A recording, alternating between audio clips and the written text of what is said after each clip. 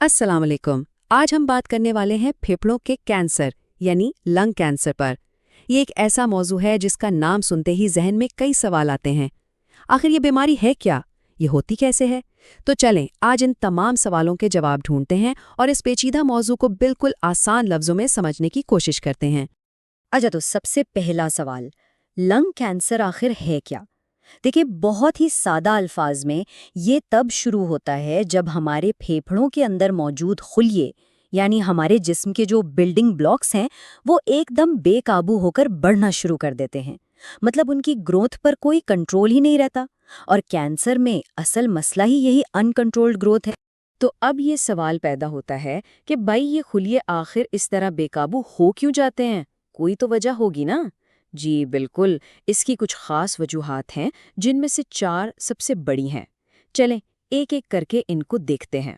तो देखें, जो 4 बड़ी वजूहात हैं उनमें सबसे पहली है कार्सिनोजेंस। ये एक फैंसी सा नाम है इन केमिकल्स का जो कैंसर पैदा करने की सलाहियत रखते हैं, जैसे कि फैक्ट्रियों से निकलने वाला धुआं।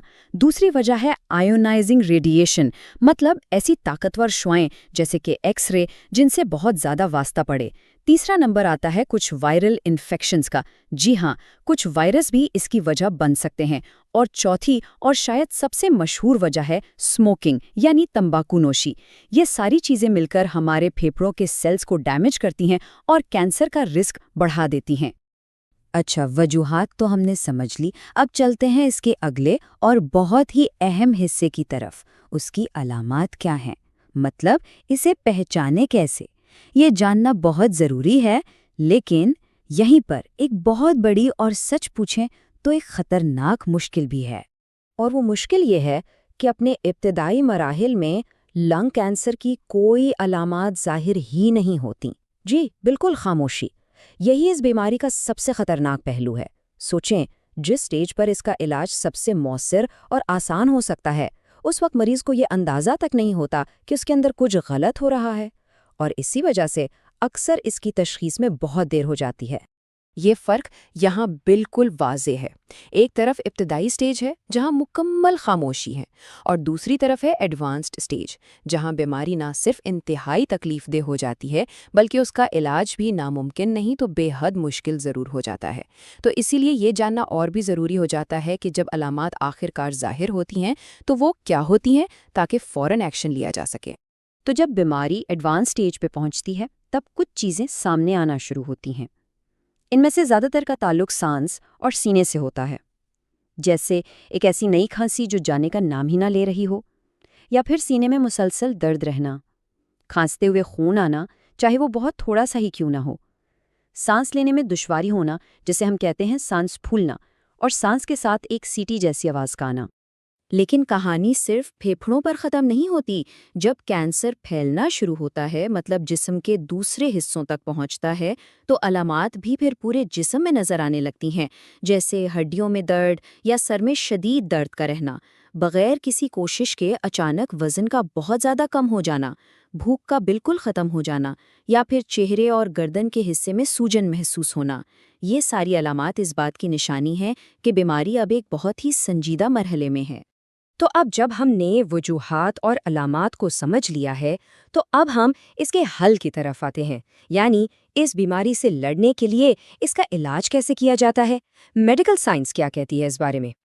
जी, तो सवाल बिल्कुल सीधा है। फेफड़ों के कैंसर के मरीज के लिए क्या ट्रीटमेंट ऑप्शंस मौजूद हैं? चलें देखते हैं। आमतौर पर इलाज के 3 बड़े रास्ते हैं। सबसे पहला है सर्जरी, जिसमें ऑपरेशन के जरिए कैंसर से मुतासरा हिस्से को जिस्म से निकाल दिया जाता है। दूसरा है कीमोथेरेपी।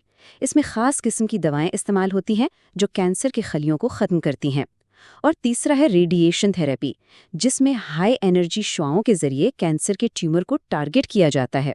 और हाँ, एक बहुत अहम बात यह है कि अक्सर डॉक्टर इनमें से किसी एक तरीके पर इन्हिसार नहीं करते, बल्कि बेहतरीन रिजल्ट के लिए इन इलाजों का एक कॉम्बिनेशन इस्तेमाल करते हैं। चलें जी, अब तक हमने जो कुछ भी समझा है उसका एक फौरी खुलासा कर लेते हैं, ताकि सारी अहम बातें जहन में ताज़ा हो जाएं।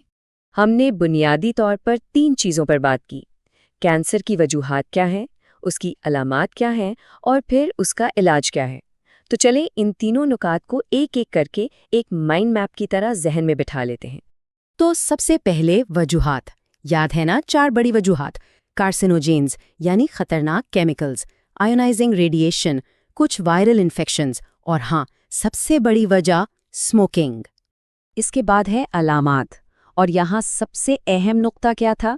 یہی کہ ابتدائی سٹیج پر کوئی علامت نہیں، اور ایڈوانس سٹیج پر مسلسل کھانسی، سینے میں درد، سانس لینے میں مشکل، اور بغیر وجہ کے وزن کا کم ہونا۔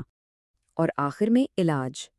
3 بنیادی آپشنز ہیں: سرجری، کیمو تھراپی اور ریڈیشن تھراپی۔ اور یہ بات بھی یاد رکھنے کی ہے کہ اکثر ان تینوں کو ملا کر استعمال کیا جاتا ہے۔